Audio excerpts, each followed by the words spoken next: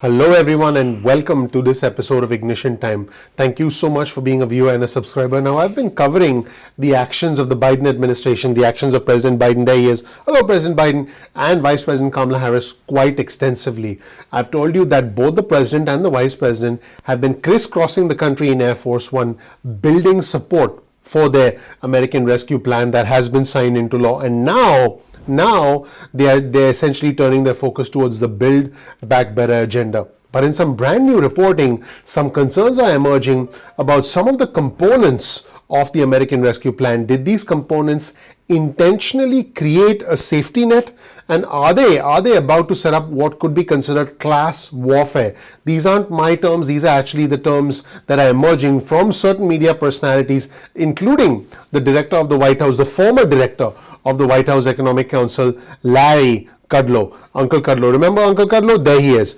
Well, everyone, thanks so much for being a viewer and a subscriber. Let's just jump right in and give you the news, and you can decide for yourself. Let's start with this article on your screen from Fox. The Vice President acknowledges that a major new social welfare spending component in the American Rescue Plan was, according to Fox News, intentional. The Vice President said part of the purpose of the bill was to expand spending on children and childcare. Now, I'll let you be the judge on how you want to interpret this, but let's take a closer look at exactly what the Vice President said. Here's a quote, a direct quote from the Vice President of the United States. This was the intentional purpose of the American Rescue Plan, which was to look at childcare, to look at our childcare workers, to look at our children, to bring them out of poverty. And she also said, and to do what has long been overlooked, which is to understand that our children, we cannot in public policy subordinate them. As you know, is because I guess they're little people, little problems. Interestingly, the American Rescue Plan, the $1.9 trillion package, boosts the $2,000 child tax credit by as much as $1,600 for parents of young children, and it also expands eligibility and makes the payments monthly. They were not monthly in the past. Now, one person who's really sounding the alarm about this is the former director of the White House Economic Council, Larry Kudlow. There he is. What's up, Larry? Here's the headline of an article from Fox Business where Larry says he's essentially concerned that the Biden tax plan would cause, in his words, class warfare. Kudlow said this: most of these initiatives, he's referring to the Democrats' initiatives, are anti-business. A lot of class warfare against wealthy people. He said that in a radio show. Larry is also not a fan of high taxes. This is what he said. High taxes are not going to build an economy. You're not going to be competitive around the world. You're not going to bring investment home. You're going to repel investment. Corporations will leave. Inversions will start all over again, according to Larry Kudlow. Now, whether you agree with Larry Kudlow or not, that's your decision. What I'm going to do is I'm going to play some segments of Larry Kudlow's interview, and I want you to listen and I want you to be the judge. Let me know in the comment section below whether you agree or disagree with the comments, this warning, these alarm bells, if you will, from the former director of the White House Economic Council under the Trump administration, Larry Kudlow. Let's actually listen to his radio interview where he warned of several things that could go wrong. He warned of class warfare, he warned of corporations leaving us, and overall a very detrimental impact to the country.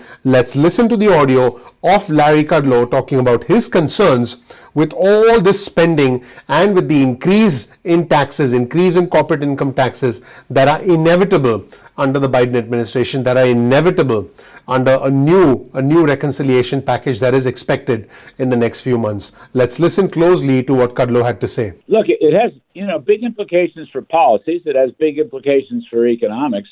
It has big implications for the stock market, because most of these initiatives are anti-business. A lot of class warfare against wealthy people who start up new business, and raise the capital gains tax, double the capital gains tax. So, this is a big thing, and I think that's one of the key points that came out of the press conference. It wasn't the only thing, but it was a major point. If you're worried about the middle class and the blue-collar class, as I am, and you are, and Donald Trump was, or even the lower middle class, let me tell you, investors and capitalists are the workers' best friends, okay? There is no class warfare. That's Karl Marx, Das Kapital, 1867. That's nonsense. If you are worried about worker jobs and worker wages, their best friend is investors. In order to have a good paying job, you have to have a healthy business. And the seed capital for the healthy business comes from investors and wealthy people, or even just creative entrepreneurs, John, who start a new company, right? New business formations have to be capitalized by the folks who have some money to do it or can raise money. And, you look at these great corporations, Microsoft down through the information revolution, what's happening with Google, what's happening even Facebook, chip companies, all this stuff, we didn't know we needed them. They didn't exist 20 years ago or 25 years ago. You have to allow them incentives to invest and take risks. And if you keep raising their taxes and punishing them, you're punishing success. And that's not America. America should reward success. And I'm just saying that Mr. Biden has adopted this far-left view that somehow there's a war between investment and the workforce. It's not true. Investors are the workers' very best friends. So I just want to make that general point. And I want to say something else here. His facts are wrong. He said again that, the Trump tax cuts favored only the rich. That is just not true. And I had Kevin Brady on the Fox Business Show last night, and we went through some numbers, okay? So after the Trump tax cuts, it's the lowest quarter of the Americans who got the fastest wage growth, 4.5%. The top quarter got 3%. Now, overall wages went up, which is terrific after the tax cuts. The biggest beneficiaries of the corporate and small business tax cuts were middle-income, blue-collar workers. Mr. Biden's got that story wrong. Mr. Biden says 90 of the Fortune 500 companies. He's wrong. Of course they pay taxes. They pay sales taxes. They pay Social Security payroll taxes. They pay property taxes. That's completely wrong.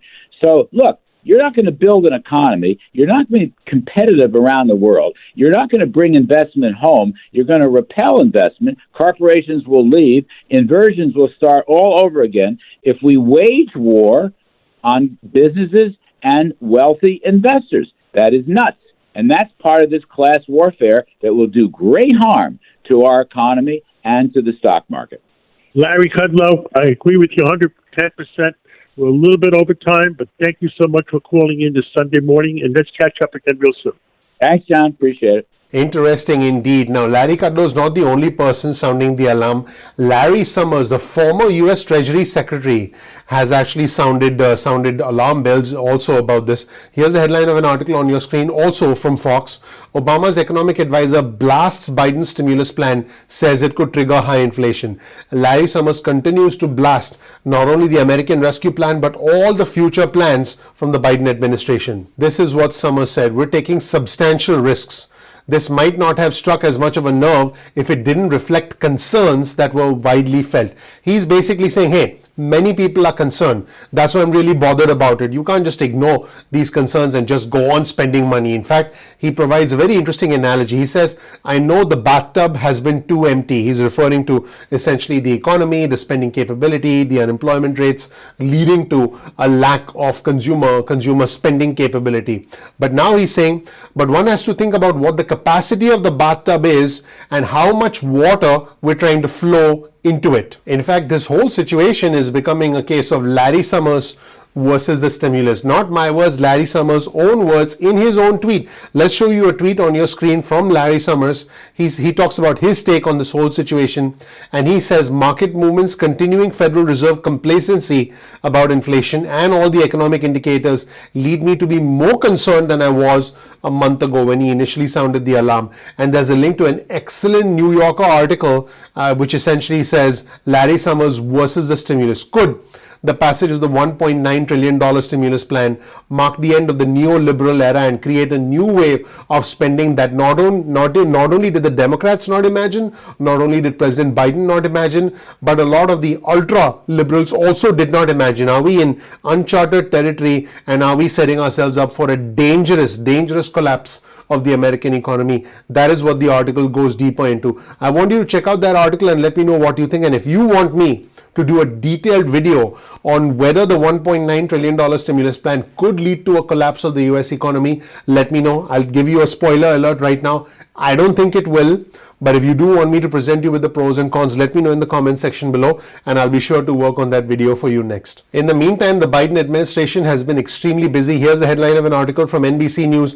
Biden task force to probe science manipulation under Trump. In a letter to federal agencies, they've essentially, the White House has established a panel that aims to prevent improper political interference in the conduct of scientific research, trying to keep science separate from politics. Let me know what you think in the comment section below. There have been some pretty interesting interviews with the pandemic task force advisors, where they basically said that there was political interference that prevented them from essentially saying what they wanted to say, and that led to the loss of hundreds of thousands of lives that could have been prevented. That is something that one of the task force advisors actually said in the past 24 hours. So let me know what you think in the comment section below. That's it, everyone. I appreciate you. Please click the like button. Please subscribe. Please enable notifications. I would really appreciate that. That really helps out the YouTube algorithm. That is your way of supporting the channel. Please take a second of your time to click the like button, to click subscribe, and to enable notifications, because that does help out the YouTube algorithm. Thank you so much for watching. I'm looking forward to seeing you in the next episode of Ignition Time. Take care. Bye.